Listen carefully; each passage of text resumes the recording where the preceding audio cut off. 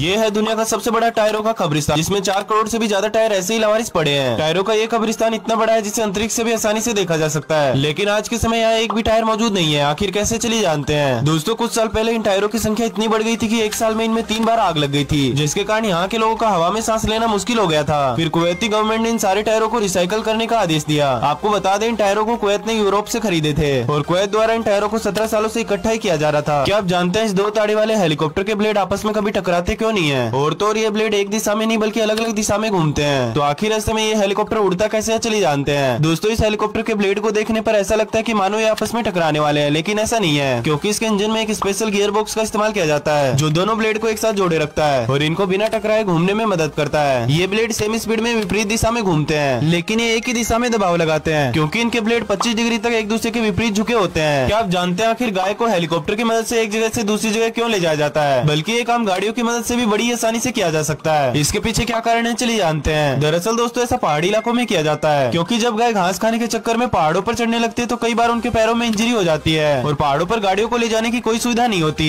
इसीलिए हेलीकॉप्टर की मदद लेनी पड़ती है और हेलीकॉप्टर गायों को उठाकर जल्द से जल्द पास के हॉस्पिटल में पहुंचा देता है। क्या आप जानते हैं चाइना के स्कूल में आखिर इन बच्चों के सर को प्लास्टिक की बास्केट से क्यों ढका जा रहा है? और तो और ये लोग नमक को सड़कों पर क्यों डाल रहे हैं, चलिए जानते हैं। दरअसल दोस्तों, ये लोग नमक को यूं ही सड़कों पर नहीं डाल रहे हैं, बल्कि ये अपनी जॉब कर रहे हैं, जिसमें इन्हें बर्फ जमी हुई रोड पर नमक डालना होता है, क्योंकि रोड पर बर्फ जमने से गाड़ियों का चलना बहुत मुश्किल हो जाता है। ऐसे में सड़कों पर नमक डालने से बर्फ का जमना कम हो जाता है। वहीं चाइना के स्कूलों में पेरेंट्स का भी एक ऐसा एग्जाम करवाया जाता है जिसमें उन्हें अपने बच्चों को पहचानना होता है और इसमें सभी बच्चों का चेहरा कुछ इस तरह ढक दिया जाता है और पेरेंट्स सिर्फ हाथ और पैर देखकर बच्चों को पहचानते हैं। और ये इसलिए करवाया जाता है ताकि पता लग सके कि कौन से पेरेंट्स अपने बच्चों को अच्छे तरीके से पहचानते हैं। क्या आप जानते हैं दुबई दुनिया में हर साल 1200 टन सोने का व्यापार करता है और दुनिया में जितना सोना है उसका 29% हिस्सा दुबई से ही आता है। लेकिन दुबई के पास ना ही कोई ऐसी नदी है जिससे सोना निकलता है और ना ही दुबई के पास कोई सोने की खदान है। तो आखिर दुबई इतना सारा सोना कहाँ से लाता है और दुबई में सोना इतना सस्ता क्यों है, चलिए जानते हैं। दोस्तों, दुबई को सोने का शहर भी कहा जाता है। यहाँ आपको लोगों की गाड़ियों पर भी सोने की परत चढ़ी हुई मिल जाएगी और यहाँ के लोग सोना ग्राम के हिसाब से नहीं बल्कि किलोग्राम के हिसाब से खरीदते हैं। लेकिन ये सोना आता कहाँ से है? तो दोस्तों, दुबई साउथ अफ्रीका से बहुत ज्यादा मात्रा में कच्चा सोना खरीदता है और फिर उस सोने से एक से बढ़कर एक ज्वेलरी तैयार करता है और दुनिया भर में बेचता है। और यहाँ सोना इतना सस्ता इसलिए मिलता है क्योंकि यहाँ की सरकार सोने पर सिर्फ 5% टैक्स लगाती है। क्या आप जानते हैं ट्रेन और प्लेन में से किसका इंजन ज्यादा पावरफुल होता है और एरोप्लेन के एक इंजन में कितने हॉर्स पावर की ताकत होती है, चलिए जानते हैं। अगर हम एक पैसेंजर ट्रेन के इंजन की बात करें तो ये 4000 से 6000 हॉर्स पावर तक का होता है और यही इंजन 1000 टन की ट्रेन को 90 से 110 किलोमीटर प्रति घंटा की स्पीड से लेकर दौड़ सकता है। वहीं अगर बात करें प्लेन के इंजन की तो ये ट्रेन के इंजन से 10 गुना ज्यादा शक्तिशाली होता है। और आपकी जानकारी के लिए बता दें, एरोप्लेन के एक इंजन में करीब 40,000 से 50,000 हॉर्स पावर तक की ताकत होती है। क्या आप जानते हैं जब एक समुद्री जहाज बहुत लंबी दूरी तय करता है और दिन का 20 से 25,000 लीटर फ्यूल भी खपत करता है, तो ऐसे में बीच समुद्र में जहाज के अंदर फ्यूल कहाँ से भरा जाता है? क्योंकि समुद्र में रोड की तरह जगह जगह पेट्रोल पंप नहीं होते। तो चलिए जानते हैं। सबसे पहले आपको बता दें, इन बड़े बड़े जहाजों के फ्यूल टैंक की कैपेसिटी पहले से 4 से 5 लाख लीटर तक होती है और अगर फिर भी बीच समुद्र में जहाज का फ्यूल खत्म हो जाए तो ऐसे में इन शिप को फ्यूल देने के लिए अलग से ऑयल टैंकर शिप होता है, जिसे S2S या शिप टू शिप बकरिंग कहते हैं, जिसमें फ्यूल को एक शिप से दूसरे शिप में भरने के लिए होस पाइप का इस्तेमाल किया जाता है और इसी पाइप से शिप में लाखों लीटर फ्यूल भर लिया जाता है। क्या आप जानते हैं कुछ लोग अपनी पूरी बॉडी को बर्फ से भरे हुए टब में क्यों डुबोते हैं? क्या इन लोगों को ठंड नहीं लगती और ऐसा करने में शरीर में क्या क्या फायदे और नुकसान होते हैं, चलिए जानते हैं। आपकी जानकारी के लिए बता दें, इसका ज्यादातर इस्तेमाल वर्कआउट करने वाले लोग करते हैं, क्योंकि उनका मानना है कि आइस बात लेने से शरीर की सारी जरूरत पूरी हो जाती है और मांसपेशियों को थोड़ा आराम भी मिलता है और ये बात वैज्ञानिकों द्वारा सिद्ध भी की गई है। ये तो बात रही फायदे की, लेकिन इसके नुकसान भी बहुत है। ऐसे पूरे शरीर को बर्फ में डालने से इंसान को हाइपोथर्मिया भी हो सकता है और अचानक ठंडे पानी के संपर्क में आने से दिल पर भी काफी बुरा असर पड़ सकता है। अगर आप पहले से दिल की बीमारी से ग्रसित हो तो आपको आइस बात से दूर रहना चाहिए। क्या आप जानते हैं चाइना में बढ़ती आबादी और वाहनों के कारण ट्रैफिक की समस्या भी दिन ब दिन बढ़ती जा रही है, लेकिन इसके बावजूद भी आपको चाइना में कोई ट्रैफिक पुलिस देखने को नहीं मिलेगी। तो आखिर वहाँ ट्रैफिक कौन कंट्रोल करता है, चलिए जानते हैं। दरअसल दोस्तों, बढ़ते ट्रैफिक के कारण चाइना में पहले से 8 से 10 लेन की सड़कें बनाई जाती है, लेकिन जब सड़कों पर कम ट्रैफिक होता है तब सिर्फ 2 से 3 लेन को चालू किया जाता है और जैसे जैसे ट्रैफिक बढ़ता है वैसे इन हाइड्रोलिक ऑटोमेटिक डिवाइस की मदद से बाकी लेन्स को भी खोल दिया जाता है। इसीलिए वहाँ किसी ट्रैफिक पुलिस की जरूरत नहीं पड़ती है, बल्कि ये सिर्फ एक अकेला इंसान ही कंट्रोल करता है।